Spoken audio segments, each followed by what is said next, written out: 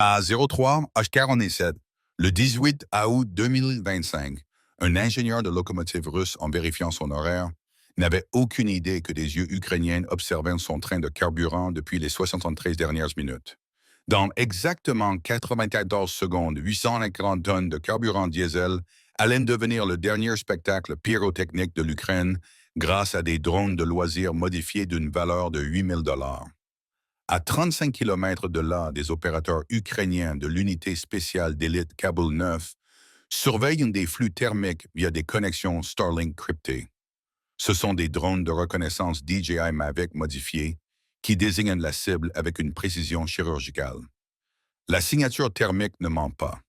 Le moteur diesel de la locomotive brille d'un blanc éclatant à 47 degrés Celsius contre le paysage matinal frais, tandis que les 12 wagons de carburant affichent de subtiles variations de température qui hurlent cible de choix à quiconque possède un minimum de neurones. Mais ce n'est pas une opération improvisée. Les services de renseignement de la défense ukrainienne suivent ce train spécifique depuis 96 heures en s'appuyant sur un réseau d'observateurs partisans équipés de smartphones cryptés. Ils ont identifié son horaire de départ depuis le dépôt de carburant de Rostov-sur-le-Don, sa vitesse typique dans ce secteur et surtout la fenêtre de 20 minutes pendant laquelle il serait le plus éloigné de la couverture de la défense antiaérienne russe. Les calculs sont brutaux pour Moscou. Chaque wagon de carburant transporte 70 tonnes de diesel, assez pour maintenir un bataillon de chars russes opérationnel pendant 3 jours. 12 wagons multipliés par 70 tonnes équivalent à 840 tonnes de carburant. Cela représente environ 10 jours d'opération pour 3 bataillons blindés. Ces 10 jours peuvent faire toute la différence entre une percée russe et des chars réduits à l'état d'ornement de pelouse très coûteux. Et voici ce qui rend ce dispositif d'attaque encore plus terrifiant. Ces drones ne sont plus des DJI standards. Les ingénieurs ukrainiens les ont équipés de micro-logiciels expérimentaux étendant le zoom numérique à une magnification de 56 fois et l'autonomie de vol à 45 minutes. Plus important encore, ils ont intégré un matériel RF personnalisé avec une technologie de spectre à saut de fréquence qui change de fréquence 1500 fois par seconde sur plusieurs bandes. C'est comme jouer à un jeu électronique de tape-taupe, sauf que la taupe est insaisissable. Et contrairement à ce jeu de fête foraine, ces taupes ripostent. Chaque quadricoptère FPV construit par les Ukrainiens transporte une ogive à charge creuse PG-7VL modifiée pesant 2,6 kg. C'est un cône de cuivre de 85 mm de diamètre qui concentre l'énergie explosive en un jet voyageant à 35 000 pieds par seconde assez rapide pour transformer 15 mm d'acier russe en confetti. Cette ogive a été conçue à l'origine pour pénétrer 500 mm d'acier homogène laminé contre un wagon de carburant. C'est comme utiliser un marteau-pilon pour casser un œuf. Le train continue de rouler à travers le territoire occupé à exactement 45 km par heure, totalement inconscient que dans 47 secondes, cette livraison de routine démontrera pourquoi occuper l'Ukraine fut la pire décision d'investissement depuis l'achat d'actions Blockbuster. Azure 3H48. Alors que le premier drone d'attaque entame son approche finale, quelque chose change radicalement le paysage électronique. Un système de guerre électronique russe Lear-3 s'active soudainement, ses opérateurs détectant enfin des signatures électromagnétiques qu'ils ont été entraînés à traquer. Le système commence à émettre des signaux de brouillage sur un rayon de 30 km, libérant assez d'énergie RF pour perturber tous les téléphones portables des civils jusqu'au village voisin. Le Lear-3 ne fait pas dans la subtilité. D'abord, il utilise un brouillage à large bande, un bruit haute puissance transmis simultanément sur plusieurs gammes de fréquences conçues pour submerger tout récepteur dans son enveloppe d'engagement. Lorsque cela s'avère inefficace contre la technologie de saut de fréquence des drones ukrainiens, les opérateurs passent au brouillage ciblé concentrant une interférence intense sur les bandes de 2,4 GHz et 5,8 GHz généralement utilisées par les systèmes de drones commerciaux. C'est comme si votre femme utilisait d'abord l'aspirateur pour couvrir votre musique, et quand ça ne marche pas, elle tente de déconnecter votre enceinte Bluetooth pour que vous n'entendiez plus rien. Mais les opérateurs ukrainiens avaient anticipé ce scénario précis. Leur système utilise une technologie avancée de spectre à source de fréquence qui se moque des tentatives de brouillage russes.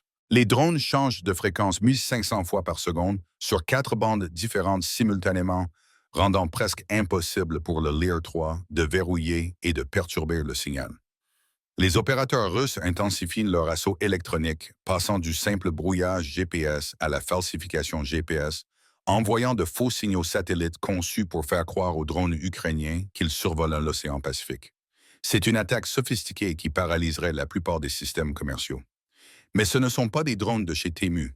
À l'intérieur de chaque drone d'attaque ukrainien, des gyroscopes à semi-conducteurs de précision détectent les écarts entre les données GPS et les schémas de mouvement réels. Les unités de mesure inertielle n'ont pas besoin de satellites.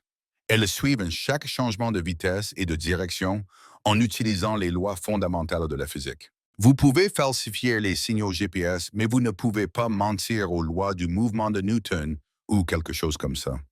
Alors que le drone d'attaque principal approche de sa cible, il déroule ce qui ressemble à une ligne de pêche, sauf que cette ligne transporte de la lumière au lieu d'un appât. Le câble à fibre optique que vous voyez ici maintient une connexion numérique parfaite avec les opérateurs à 35 km de distance. Maintenant, les lecteurs comprennent pourquoi les opérateurs ukrainiens ont choisi cela plutôt que la commande radio. Vous pouvez brouiller les ondes, mais vous ne pouvez pas brouiller le verre. Le cœur de la fibre mesure seulement 9 microns plus fin qu'un cheveu humain, tout en maintenant un débit de transmission de données de 1,5 gigabit. C'est assez de bande passante pour une vidéo 1080p non compressée, tout en transportant simultanément des signaux de contrôle des données de télémétrie et des corrections GPS. Plus important encore, cela ne génère aucune signature électromagnétique. Pour les capteurs russes, le drone semble autonome, un robot agissant selon des instructions préprogrammées, plutôt que guidé en temps réel par un humain. Mais la physique ne donne pas de repas gratuit. Le câble à fibre optique ajoute du poids et du volume nécessitant des châssis de drones plus grands et des moteurs plus puissants. La connexion physique entre le pilote et le drone laisse également une trace physique après chaque vol, un fil réfléchissant qui devient visible en s'accumulant. Les opérateurs ukrainiens savent qu'ils devront se relocaliser après cette mission, mais c'est un faible prix à payer pour une connectivité garantie. À 0,3 caractérise, malgré un brouillage à pleine puissance sur toutes les bandes de fréquences que le Lear 3 peut générer, les drones d'attaque ukrainiens maintiennent un contrôle parfait.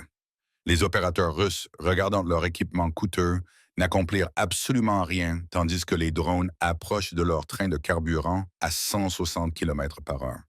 La partie d'échec électronique est terminée. La physique vient de mettre échec et mat un système de guerre électronique de 5 millions de dollars, avec ce qui équivaut à une très longue rallonge. A03H49. Le premier drone d'attaque ukrainien frappe le wagon de carburant numéro 4 avec une précision chirurgicale. La charge creuse PG-7VL de 2,6 kg n'explose pas simplement. Elle vaporise un trou précisément calibré à travers 15 mm d'acier à 2800 degrés Celsius, transformant instantanément 70 tonnes de diesel en une boule de feu grandissante qui annonce à tous, dans un rayon de 20 km, qu'il vaut mieux rester à l'écart du marais ukrainien. Mais voici où les choses deviennent intéressantes de la pire manière possible pour les Russes. Quand ce jet touche la paroi d'acier du wagon de carburant, il ne se contente pas de pénétrer. Il liquéfie littéralement le métal et le repousse comme un couteau chaud à travers du beurre.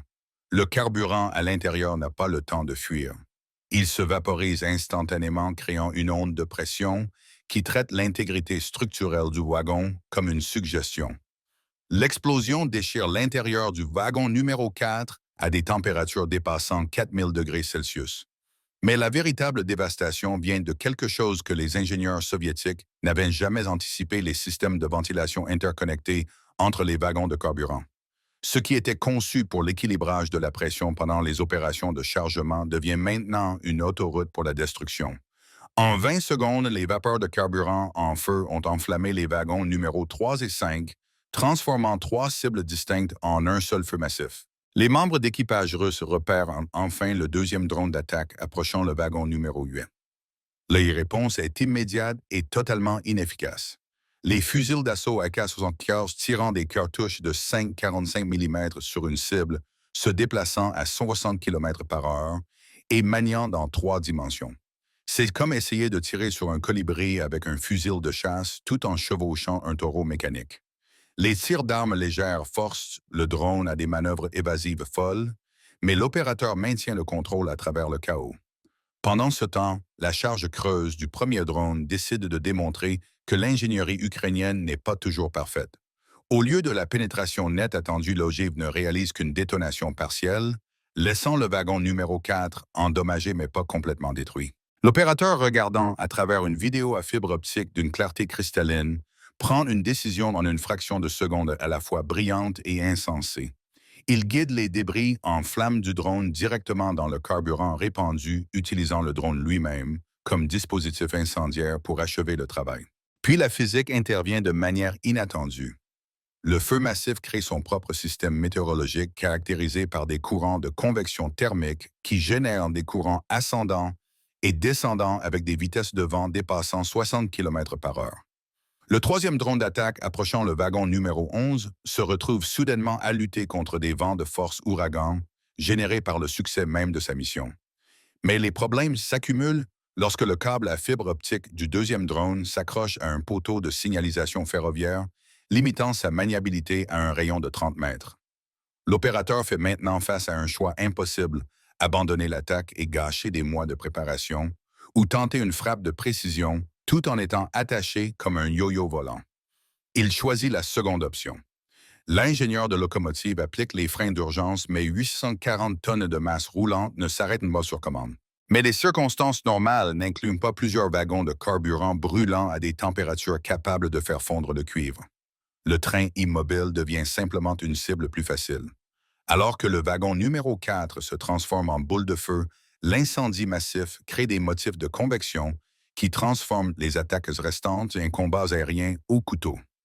L'opérateur du deuxième drone lutte contre la tension du câble, le cisaillement du vent et les tirs d'armes légères tout en alignant son tir sur le wagon numéro 8. Dans 33 secondes, il découvrira que parfois la partie la plus difficile de la guerre de précision n'est pas de toucher sa cible. C'est de la toucher alors que tout le reste est littéralement en feu. À 03h50, le pilote du troisième drone lutte contre des courants de convection montant des wagons de carburant en flammes. Le cisaillement du vent provenant de la colonne thermique dévie son approche de 15 mètres, forçant une correction de trajectoire désespérée, alors que des traceurs d'armes légères zèbrent son flux de caméras comme des lucioles en colère. Mais le feu ne crée pas seulement du vent, il crée autre chose encore.